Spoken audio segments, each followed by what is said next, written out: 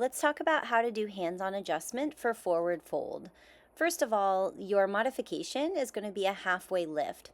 Oftentimes people will be rounded in the spine, and so I just take my index finger and thumb and expand to lengthen the upper back as well as the neck because you want the crown of the head reaching forward.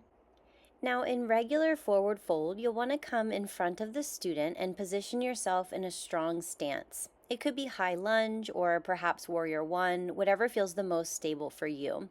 You want your foot to be really close to their body, a little bit behind the corner of where their heel is. This way, if you're very close, if they fall over, you can easily catch them without straining your own back. One hand comes to the top of the thigh, really high up, just under the bum. The other hand comes to the upper back between the shoulder blades with the fingers pointing down, and you're pressing down to lengthen the spine towards the floor. So you're not trying to fold them in half, but more trying to lengthen the spine and pull the vertebra away from each other.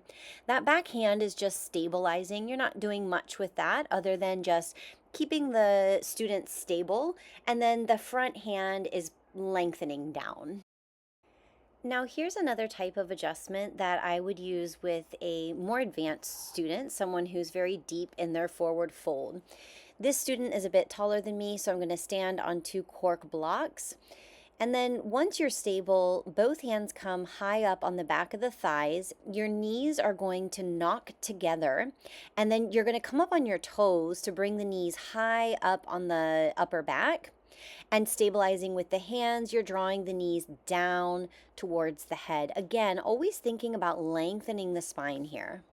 I hope this video helps you with how to do hands-on adjustments for forward fold. Stay tuned for more videos like this, and if you're interested in going deeper, you can join any of our yoga trainings offered monthly in Costa Rica and on a rolling basis online. Thanks for joining. Be sure to subscribe. Have a beautiful day.